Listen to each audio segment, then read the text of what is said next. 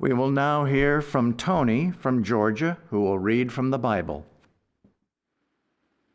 Thank you, Bruce. I will be reading from the King James Version tonight, Ecclesiastes. To everything there is a season, and a time to every purpose under the heaven, a time to get and a time to lose, a time to keep and a time to cast away, a time to rend and a time to sow, a time to keep silence and a time to speak. He hath made everything beautiful in his time. Also he hath set the world in their heart, so that no man can find out the work that God maketh from the beginning to the end. I know that whatsoever God doeth, it shall be forever. Nothing can be put to it, nor anything taken from it. John. Then cometh he to a city of Samaria. Now Jacob's well was there. Jesus therefore, being wearied with his journey, sat thus on the well, and it was about the 6th hour. There cometh a woman of Samaria to draw water. Jesus saith unto her, Give me to drink. Then saith the woman of Samaria unto him, How is it that thou, being a Jew, askest drink of me, which am a woman of Samaria? For the Jews have no dealings with the Samaritans. Jesus answered and said unto her, If thou knewest the gift of God, and who it is that saith to thee, Give me to drink, thou wouldest asked of him, and he would have given thee living water. The woman saith unto him, Sir, thou hast nothing to draw with, and the well is deep. From whence then hast thou that living water? Jesus answered and said unto her, Whosoever drinketh of this water shall thirst again. But whosoever drinketh the water that I shall give him shall never thirst. But the water that I shall give shall be in him a well of water springing up into everlasting life. The woman saith unto him, Sir, give me this water that I thirst not, neither come here thither to draw. Jesus saith unto her, Woman, believe me, the hour cometh, and now is, when the true worshippers shall worship the Father in spirit and in truth. For the Father seeketh such to worship him. God is a spirit, and they that worship him must worship him in spirit and in truth. So when the Samaritans were come unto him, they besought him that he would tarry with them. And he abode there 2 days. And many more believed because of his own word, and said unto the woman, Now we believe. Ephesians. I, therefore, the prisoner of the Lord, beseech ye that ye walk worthy of the vocation wherewith ye are called, till we all come in the unity of faith and of the knowledge of the Son of God, unto a perfect man, unto the measure of the stature of the fullness of Christ. This I say therefore, and testify in the Lord, that ye henceforth walk not as other Gentiles walk, in the vanity of their mind, having the understanding darkened, being alienated from the life of God through the ignorance that is in them, because of the blindness of their heart. But ye have not so learned Christ.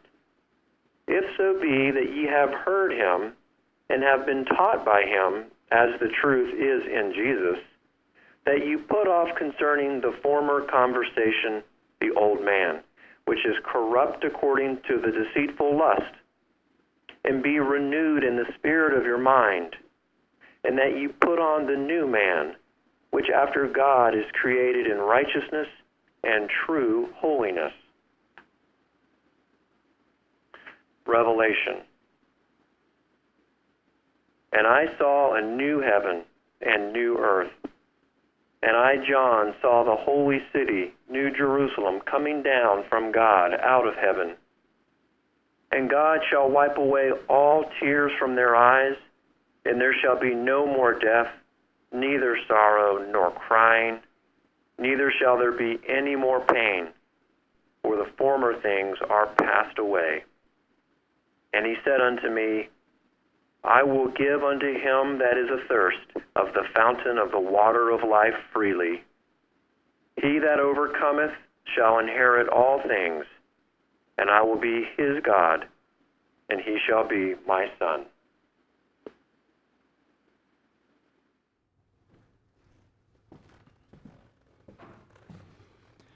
The correlative reading will now be given by Florence from Georgia. Thank you. I'm reading from Science and Health with Key to the Scriptures and Prose Works by Mary Baker Eddy.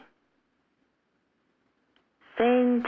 Paul speaks of the new birth as waiting for the adoption, to wit, the redemption of our body. The great Nazarene prophet said, Blessed are the pure in heart, for they shall see God.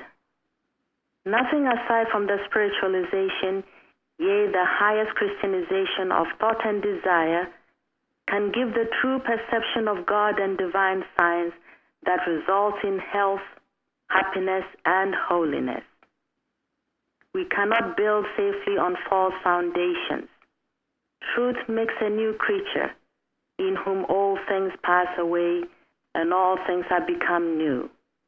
Passions, selfishness, false appetites, hatred, fear, all sensuality yield to spirituality, and the superabundance of being is on the side of God good.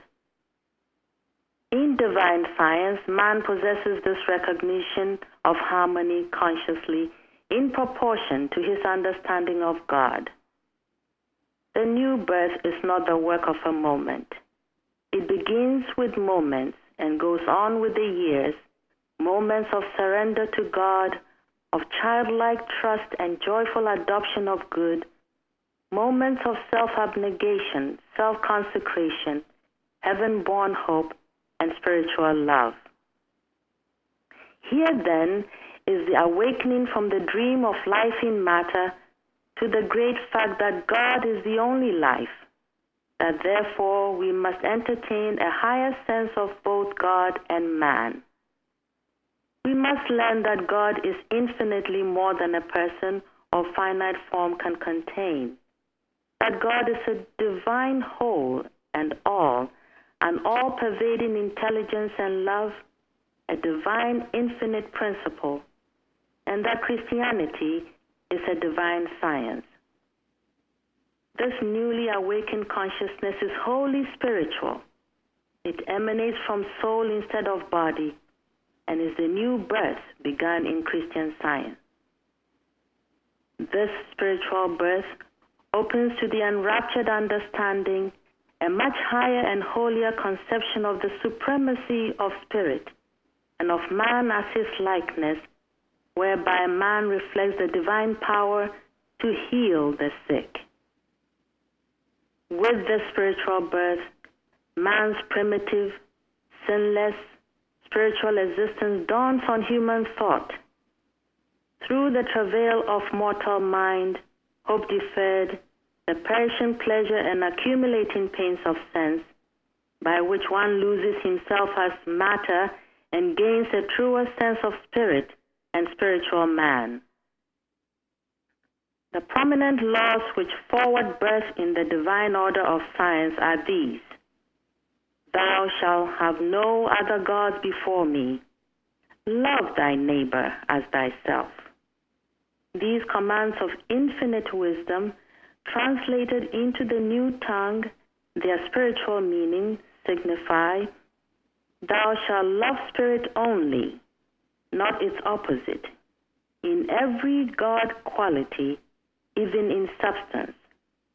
Thou shalt recognize thyself as God's spiritual child only, and the true man and true woman, the all-harmonious male and female, as of spiritual origin, God's reflection, thus as children of one common parent, wherein and whereby Father, Mother, and child are the divine principle and divine idea, even the divine us, one in good and good in one. With this recognition, man could never separate himself from good God, and he would necessarily entertain habitual love for his fellow man. Only by admitting evil as a reality and entering into a state of evil thoughts can we in belief separate one man's interests from those of the whole human family, or thus attempt to separate life from God. This is the mistake that causes much that must be repented of and overcome. He who has named the name of Christ, who has virtually accepted the divine claims of truth and love in divine science, is daily departing from evil, and all the wicked endeavors of suppositional demons can never change the current of that life from steadfastly flowing on to God, its divine source. Spirit and its formations are the only realities of being. Matter disappears under the microscope of spirit. Sin is unsustained by truth, and sickness and death were overcome by Jesus, who proved them to be forms of error. Spiritual living and blessedness are the only evidences by which we can recognize true existence and feel the unspeakable peace which comes from an all-absorbing spiritual love. When we learn the way in Christian Science and recognize man's spiritual being, we shall behold and understand God's creation, all the glories of earth and heaven and man. The universal spirit is peopled with spiritual beings, and its government is divine science. In Colossians 3:4, Paul writes, "When Christ, who is our life, shall appear and be manifested, then shall ye also appear, be manifested with him in glory." When spiritual being is understood in all its perfection, continuity, and might, then shall man be found in God's image. The absolute meaning of the apostolic words is this: then shall man be found in his likeness, perfect as the Father, indestructible in life, hid with Christ in God, with truth and divine love where human sense have not seen man. Suffering, sinning, dying beliefs are unreal. When divine science is universally understood, they will have no power over man, for man is immortal and lives by divine authority. The sinless joy, the perfect harmony and immortality of life, possessing unlimited divine beauty and goodness without a single bodily pleasure or pain, constitutes the only veritable, indestructible man whose being is spiritual. Which then shall be our choice? The sinful, material, and perishable, or the spiritual, joy-giving, and eternal? The spiritual sense of life and its grand pursuits is of itself a bliss, health-giving, and joy-inspiring. This sense of life illumines our pathway with the radiance of divine love, heals man spontaneously, morally, and physically, exhaling the aroma of Jesus' own words, "Come unto me, all ye that labor and are heavy laden, and I will give you rest."